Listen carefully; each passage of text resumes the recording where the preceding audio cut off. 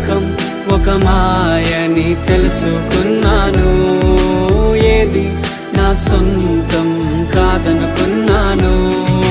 తప్పిపోయిన కుమారుని నేనైతే నా కొరకై నిరీక్షించే తండ్రి నా యేసు.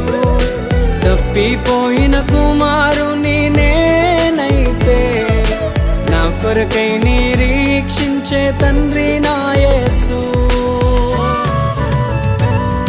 ఈ లోకమంతా నేను వెతకినా నాకు లేదయ్యా ఎక్కడా ఆనందం.